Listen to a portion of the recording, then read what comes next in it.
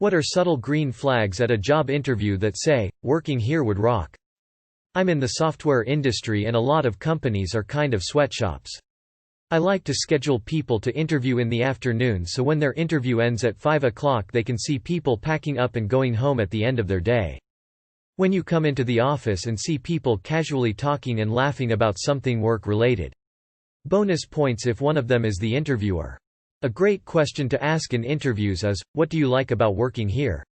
It frequently catches the interviewer off guard and you can learn a ton from their reaction. It's usually pretty easy to tell whether they're being sincere and there's things they enjoy or if the workplace actually sucks.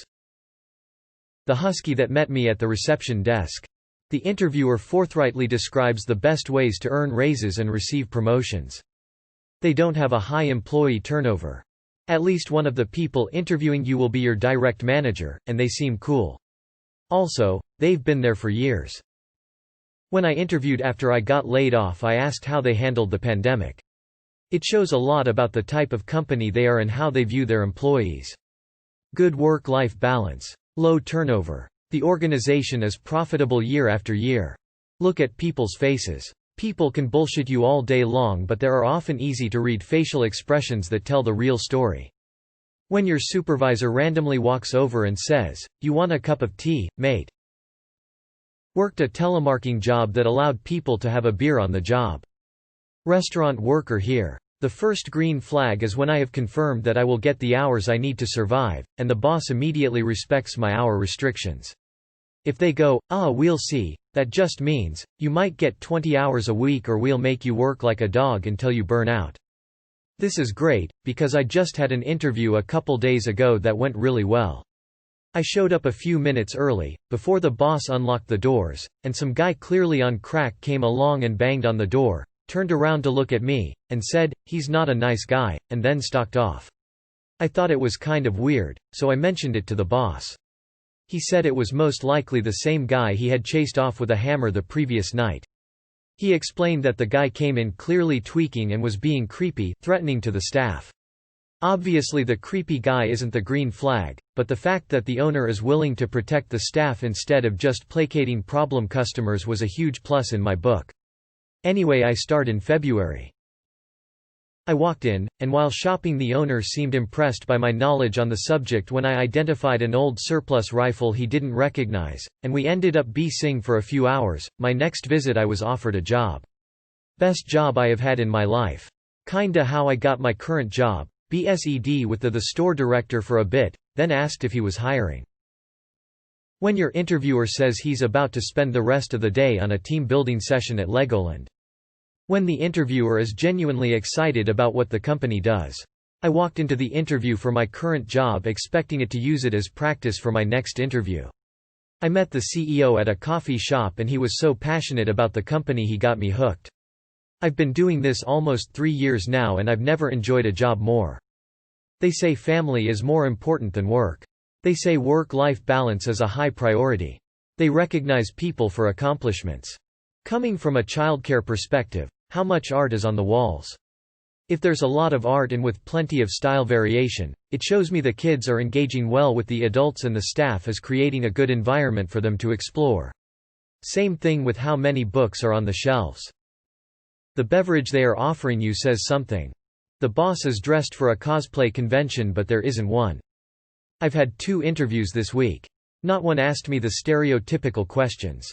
More so my qualifications, how to handle certain situations. The interviewers today and I went on a sidetrack talking about early 2000s pop punk, dog training and cooking. The main interviewee joked she'd take me in right now. It was a fun interview, all smiles, laid back but still professional. My first interview wasn't as fun but relaxed and good communication. He also let me know after questions things like, "That's exactly it, oh I like that. That's the answer I'd give." I landed the first one. I feel great about today's. Point is, I didn't feel pressured or like I was actually being judged. The interviewer asks you questions and then genuinely cares about your answers. The coffee machine or lack of it. I don't even drink coffee, but a fancy machine out in the open in a clear welcoming area suggests the company wants the employees to feel good while working. A dark kitchenette in the middle of nowhere with canned instant shows just how much they're willing to invest in your well-being. A vending machine means they won't even spring for the kettle, sink and canned stuff. People of all ages, sexes, races, and ableness working there. The interviewers giving me their full attention. The actual manager conducting the interview instead of our common sense policies instead of, because Dems da rules, policies. I love this question. Review to see if they are a B corporation. Ask the interviewer about their own path and longevity with the company. Take a look at the company's growth over time and yes, life-work balance and low turnover. Interviewing folks for a position next week. Saw that someone emailed me a question. I'll respond at 8:30 on Monday so they see that we don't respond to emails on our phone over the weekend. That's your time, not company time.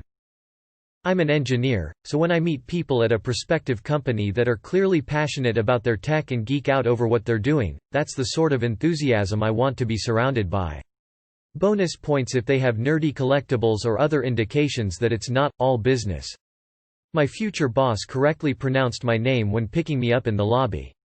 Her support, mentorship, and care for growth and happiness still remain the reason I'm with the company 7 years later. High payments without the workers looking like overused rags. People look happy. Always check the area where you plan to work. It's easy to spot the red flags with some attention. I have a few thoughts on this. Break policy. Are breaks based on the needs of the company or the needs of the employee? Salary transparency. Are you going to make as much as someone in the same position who was recently hired? Does the company hide who much people make? Employee retention. A few posts have mentioned you want a company with a balanced turnover rate, but I feel there is a lot to be said if a majority of employees have been with the company for 20+ years or so, for example. If they volunteer some downsides unprompted in an interview. Say you would ask, what's the culture like, and they give you 2 positives and 1 negative point, i.e. but we are quite corporate in some regards and bureaucracy is a thing here. It shows that they aren't open enough to acknowledge that not everything is perfect, it never is, and they value you enough to be honest with you so you can make an informed choice, just like they are making as an employer about you. When you have worked with the same colleagues there in the past. Prompt communication during the scheduling and interview process. They get back to you quickly after each response and seem genuinely interested in talking to you. Nothing worse than someone who takes days to respond, or even just ghosts you halfway through. The managers are female. I said it, and I mean it. Not always a green flag, but very good sign. Everyone that you pass by is happy. They don't overemphasize or even talk about workplace culture. Getting along with your peers and having a supportive culture is an expectation. It's supposed to be the norm. When I was walking through the office to the HR office, I could see mini bottles of Fireball on people's desks. To be fair, I wasn't sure if that was a green light or a red light, until someone who worked there told me that they were leftover from the company's weekly happy hour. The application process is pretty normal and respectful of your time. I.e. send your resume and brief cover letter and references, as opposed to those 7-hour personality quizzes. They don't seem too quick to want to hire you on the spot. There's no major demographic difference between non-customer facing and customer facing positions. Like if you go in and everyone you see in the public sales areas is white and everyone in production is Hispanic, that's a little iffy. For me it was when my manager just chatted with me instead of interviewing. I mean he did interview but it wasn't formal. It was nice and relaxed and he wanted to get a sense of who I was in the moment rather than rigid standard questions. Literally had an interviewing manager tell me, I don't care if you show up in a bathrobe with a toothbrush hanging out of your mouth, if you can get the job done and your skills are what you say then we're all good. Also noticed someone with a glass of wine on their desk on my way out. It was Friday afternoon, and this was considered perfectly fine. One of the best jobs I've had. A solid mix of experience within the company. The opposite version red flag would be the employee mix is all either ancient with 20 years experience or early 20s with 1 or 2 years of experience. When they stock period supplies in the bathrooms. I had an interview at a massage place this week. The assistant manager had blue hair. I was no longer concerned about having tattoos and piercings or looking unprofessional. I'd still keep it all covered if they ask though. Software developer here. Had an interview where I was asked to write a Spring Boot system to solve a super simple problem. Interviewer then asked me questions about my approach and collaborated with me by giving suggestions. Basically told me I would learn a lot from the job and that they cared more about how I thought than what I knew. I got the job and certainly have learned a lot. While you're waiting in reception for your interviewer to come get you, just looking at the body language and demeanor of the people walking through can tell you a lot. I've worked at 3 companies in my line of work, and for the last 2 interviews I asked the interviewer, boss man, not HR, how many of the guys' names he knew. The last job the guy said most of I had a shit time there and left in 3 months. My current job, the guy said he knew everyone.